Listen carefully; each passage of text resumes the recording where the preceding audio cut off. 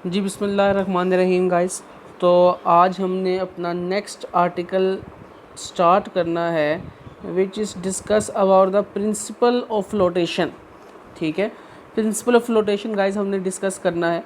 तो यहाँ पर ना आपने एक चीज़ तो याद रखनी है, एक हमारे पास आपको टर्म हमने पढ़ाई थी, वो हमारे पास है अपथ्रस्ट ऑफ फोर्स। तो अपथ्रस्ट हमारे पास क्या होती है, ये एक ऐसी फोर्स होगी जो कि ऑब्जेक्ट की नीचे की जानिब से लगेगी और ऑब्जेक्ट को कहाँ ले जाएगी, ऊपर ले जाएगी।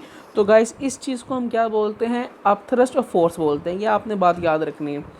अब हम ज़रा चीज़ों को समझने की कोशिश करते हैं। इसमें ना हमारे पास प्रिंसिपल ऑफ फ्लोटेशन में 3 केसेस आएंगे। ठीक है, वो 3 केसेस मैं आपको शो करूँगा आगे।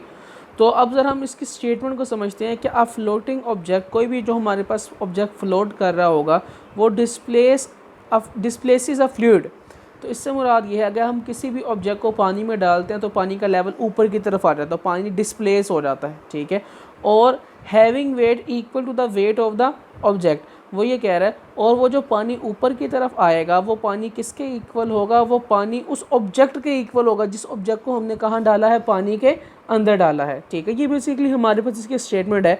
तो बेसिकली ना गाइज हम यहाँ पर इसकी 3 एप्लीकेशंस पढ़ने की कोशिश करते हैं, 3 इसकी एग्जांपल्स हैं, तो हम उसकी एप्लीकेशंस देखते हैं।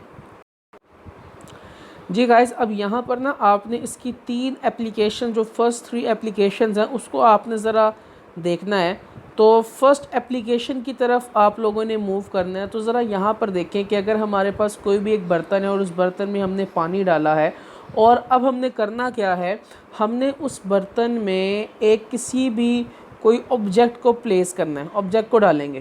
ठीक है, तो यहाँ पर आपने याद रखना है, इसका फर्स्ट केस, ये आप सारा केस आपने बुक के ऊपर लिख लेना है। ये फर्स्ट केस हमारे पास ये है कि अगर अपथ्रस्ट फोर्स ज़्यादा है। ठीक है, अपथ्रस्ट से मुराद है कि ऑब्जेक्ट के नीचे से जो फोर्स लग रही है वो ज़्यादा है और ऑब्जेक्ट का वेट क्या है, वो कम है। इससे मुराद ये है कि नीचे वाली जो फोर्स है वो हमारे पास क्या है, ज़्यादा है, जो कि ऑब्जेक्ट को कहाँ लेके जा रही है, ऊपर लेके जा रही है। और ऊपर वाली फोर्स क्या है, कम है, जो कि ऑब्जेक्ट को कहाँ लेके जा रही है, नीचे लेके जा रही है।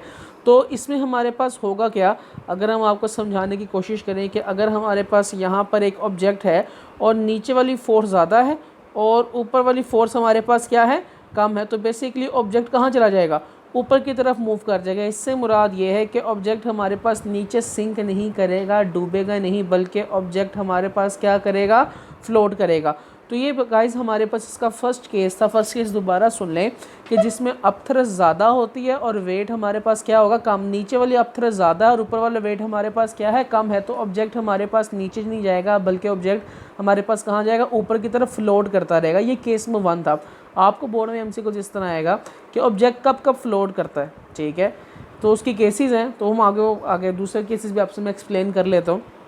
अच्छा जी, दूसरा केस देखिएगा, अगर हमारे पास अपथ्रस्ट और जो वेट है दोनों इक्वल होंगे। दूसरा केस मैं एक्सप्लेन कर रहा हूँ। तो यहाँ पर आपने देखना है, और अब जब अपथ्रस्ट और वेट जब दोनों इक्वल होंगे तब भी हमारे पास जो ऑब्जेक्ट है वो सिंक नहीं करेगा, डूबेगा नहीं, तब भी हमारे पास ऑब्जेक्ट क्या करेगा, फ्लोट करेगा। दोनों की फोर्सेस एक दूसरे को बैलेंस्ड की हुई हैं और हमारे पास ऑब्जेक्ट किस में, एज अ रेस्ट के ऊपर ही मौजूद है, लिक्विड की सरफेस के ऊपर। अब तीसरा ज़रा देखिएगा, तीसरे में हमारे पास क्या है कि अपथ्रस्ट ज़्यादा है। तीसरे में गाइस हमारे पास क्या है, अपथ्रस्ट ज़्यादा है, अपथ्रस्ट कम है और वेट ज़्यादा है। इससे मुराद हमारे पास ये है, अगर आप ये कंसीडर करें, ये हमारे पास ऑब्जेक्ट है और ऊपर वाला वेट ज़्यादा है, ये वेट ज़्यादा है और नीचे वाली अपथ्रस्ट हमारे पास क्या है, कम है। तो हमारे पास ऑब्जेक्ट कहाँ की तरफ चला जाएगा, नीचे की तरफ चला जाएगा, या ऑब्जेक्ट हमारे पास क्या कर जाएगा, सिंक कर जाएगा, डूब जाएगा। तो वो मैंने दिखाया हुआ है, देखें ये वाला जो अब ऑब्जेक्ट है ये पानी के अंदर मूव कर गया। ठीक है, तो अब हमारे पास जो ऑब्जेक्ट है वो कहाँ चला गया, सिंक हो गया। तो बेटा ये हमारे पास इसकी 3 प्रॉपर्टीज़ हैं, 3 एप्लीकेशंस हैं, जो कि आप लोगों ने एग्जांपल्स हैं, आप लोगों ने प्रिपेयर करनी है बड़े अच्छे तरीके के साथ। ठीक है, ये 3 एग्जांपल्स आप लोग जो ये पॉइंट्स हैं आपने बुक के ऊपर मार्क आउट भी कर लेने हैं। गाइस ये स्टेटमेंट लिखने के बाद आप लोगों ने जो नेक्स्ट चीज़ की तरफ आना है, बेसिकली हमारे पास क्या है, ऊपर जो फर्स्ट लाइन पर आपने चीज़ें सारी अंडरलाइन करनी है, एमसीक्यूज़ के लिए भी आती हैं। तो ये तरह चीज़ें आप लोगों ने देखनी है। जी मैं उसको रीड कर रहा हूँ। एन ऑब्जेक्ट सिंक, हमारे पास ऑब्जेक्ट सिंक से मुराद है कब डूबेगा, तो इसकी एप्लीकेशन में ये आप तीनों मैंने पॉइंट डिस्कस कर लिए थे, ज़रा देखिएगा। इफ़ इट्स वेट, कि अगर उसका वेट जो है ऊपर जो उसका अपना वेट है वो ज़्यादा हो जाएगा और नीचे वाली अपथ्रस्ट क्या हो जाएगी, कम हो जाएगी। नीचे वाली फोर्स कम है, ऊपर वाली फोर्स ज़्यादा है, तो हमारे पास गाइस ऑब्जेक्ट क्या कर जाएगा, सिंक कर जाएगा, डूब जाएगा। अब दूसरा देखिएगा, an object float, object float कब करेगा, जब उसका वेट इक्वल होगा या क्या होगा, या हमारे पास अपथ्रस्ट फोर्स क्या होगी, कम हो, वेट क्या होगा, कम होगा। ठीक है, हमने ऑब्जेक्ट को फ्लोट करवाना है, तो फ्लोट हमारे पास ऑब्जेक्ट का कब करेगा, या अपथ्रस्ट ज़्यादा होगी या वो वेट के क्या होगी, इक्वल होगी। ये दोनों केसेस मैंने आपसे डिस्कस कर लिए थे। उसके बाद when an object float in a liquid, जब कोई भी ऑब्जेक्ट जो है वो फ्लोट करेगा लिक्विड के ऊपर, the upthrust act on it, उस ऑब्जेक्ट के ऊपर क्या एक्ट करेगी, अपथ्रस्ट एक्ट करेगी, और वो इक्वल किसके हो गए, equal to the weight of the object. उसके बाद in case of floating object, the object may be partially immersed. आपने एक बात याद रखनी है, फ्लोटिंग ऑब्जेक्ट के लिए हमारे पास वो ऑब्जेक्ट क्या होगा, पार्शली इमर्स्ड, आधा पानी में डूबा हो सकता है या आधा पानी से बाहर भी हो सकता है, कोई इसमें इतना मसला नहीं है, मीन्स सिर्फ उसकी सरफेस टच कर रही है। आगे, the upthrust is always equal to the equal to the weight of the fluid displaced by the object. ये लाइन आप लोगों ने नहीं करनी, बस आप लोगों ने करना है वेट ऑफ द ऑब्जेक्ट तक। आप लोगों ने इसकी पिंक डब्बा लिखने के बाद आप लोगों ने यहाँ तक लिखना है, ठीक है, ये आप लोगों ने तैयार करना है। उसके बाद आप लोगों ने यहाँ पर गाइस ये वाली जो एग्ज़ाम्पल है, ये आप इसको स्किप कर सकते हैं, ये वाली एग्ज़ाम्पल इतनी नहीं आती है पेपर में, ठीक है, कभी आप नहीं देखेंगे।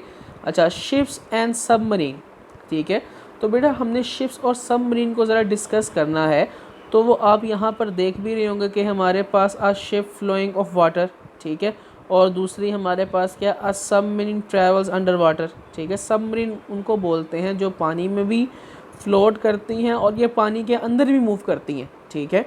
तो इसको ज़रा हम डिस्कस करते हैं। तो शिप्स और सबमरीन को तवज्जो देनी है बेटा आपने, कि a wooden block float on water, जैसे कि कोई भी गत्ते का पीस है वो पानी के ऊपर फ्लोट करता है, इससे मुराद ये है कि नीचे वाली अपथ्रस्ट ज़्यादा और ऊपर वाला फोर्स, ऊपर वाला वेट क्या है, कम है। उसके बाद it is greater the it is because the weight of the equal volume of water is greater than the weight of the block, जो मैंने भी आपसे डिस्कस किया।